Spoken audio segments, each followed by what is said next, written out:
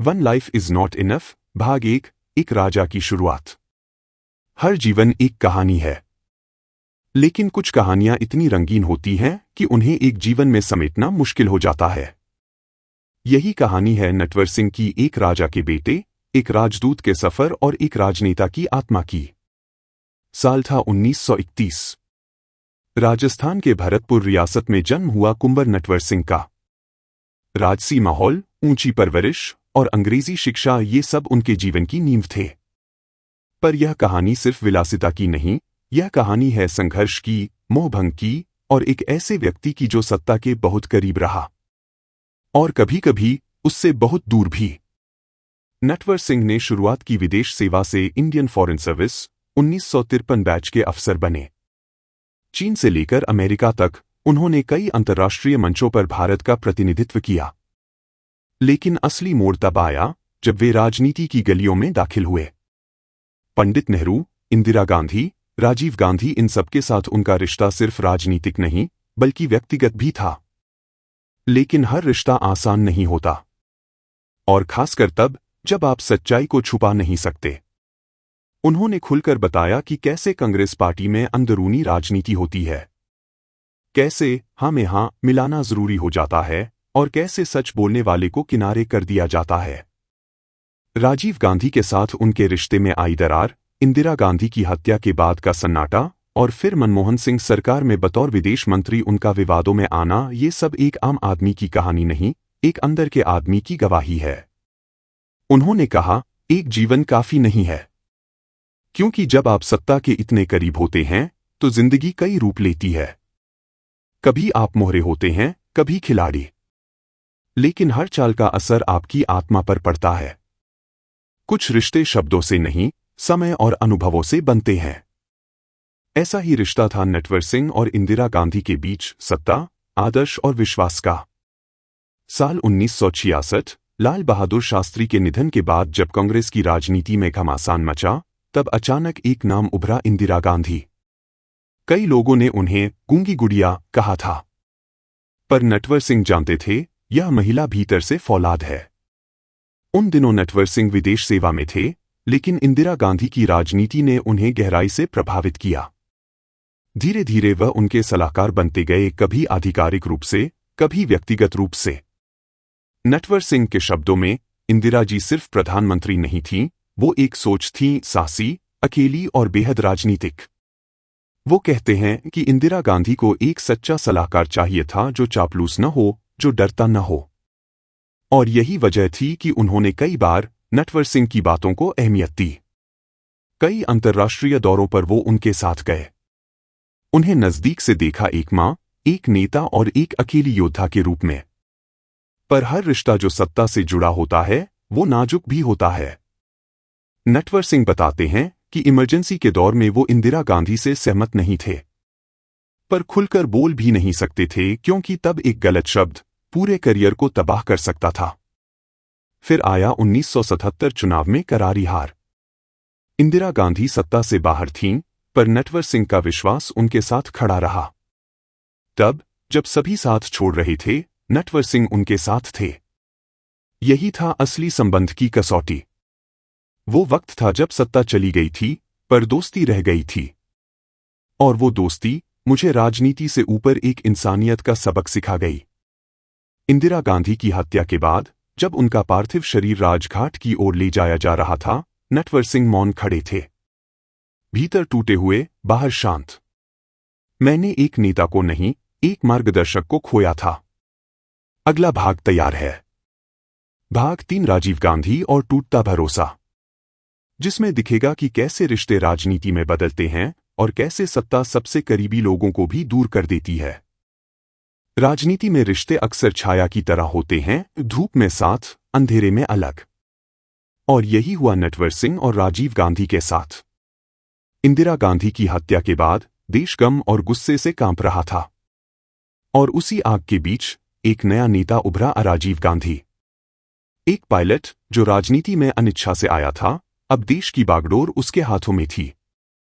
नटवर सिंह ने राजीव गांधी को तब से जाना था जब वो कॉलेज के छात्र थे। एक घरेलू रिश्ता था, दोस्ती, विश्वास और पारिवारिक जुड़ाव। इसलिए जब राजीव प्रधानमंत्री बने, नटवर सिंह को लगा अब साथ मिलकर देश के लिए कुछ बड़ा किया जाएगा। उन्हें मंत्री बनाया गया। विदेश नीति में उनका अनुभव राजीव को बेहद काम का लगा। लेकिन धीरे धीरे वो हवा बदलने लगी। राजीव गांधी का प्रशासन अब चापलूसों से घिरने लगा। जो सच बोले वो बाहर, जो हाँ में हाँ मिलाए वो अंदर। नटवर सिंह अपनी साफगोई के लिए जाने जाते थे और यही उनके लिए समस्या बन गई। एक दिन एक मीटिंग में उन्होंने खुले तौर पर एक अंतर्राष्ट्रीय फैसले पर सवाल उठाया। राजीव गांधी चुप रहे, लेकिन उनके चेहरे पर नाराजगी साफ दिख रही थी। फिर एक दिन बिना किसी सूचना के नटवर सिंह को मंत्रिमंडल से हटा दिया गया। मुझे लगा था हम दोस्त थे, पर शायद सत्ता के गलियारों में दोस्ती से ज्यादा जरूरी होती है आज्ञाकारिता। नटवर सिंह ने इस अपमान को निजी तौर पर नहीं लिया, पर उन्हें समझ आ गया कि अब कांग्रेस वही पार्टी नहीं रही जिसे उन्होंने अपना जीवन समर्पित किया था। राजीव एक अच्छे इंसान थे, पर कमजोर प्रधानमंत्री, और सत्ता कमजोर लोगों को कठोर बना देती है।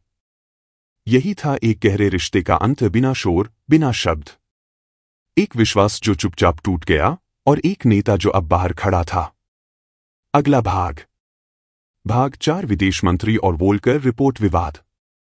इसमें नटवर सिंह के करियर का सबसे विवादित मोड़ सामने आता है जब वो विदेश मंत्री थे और संयुक्त राष्ट्र की एक रिपोर्ट ने उनके राजनीतिक जीवन को हिलाकर रख दिया।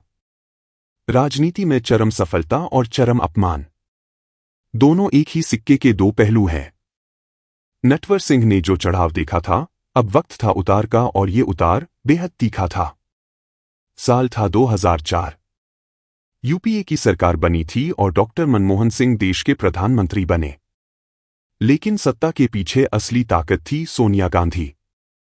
नटवर सिंह को विदेश मंत्री बनाया गया। दशकों के राजनयिक अनुभव, अंतर्राष्ट्रीय संबंधों की समझ, ये पद उनके लिए स्वाभाविक था। अब एक बार फिर वो भारत को दुनिया में सम्मान दिलाने की भूमिका में थे। उनका कार्यकाल शुरू हुआ एक गरिमापूर्ण माहौल में। अमेरिका, रूस, चीन, यूरोप, हर जगह उन्होंने भारत की छवि को नए स्तर तक पहुंचाया।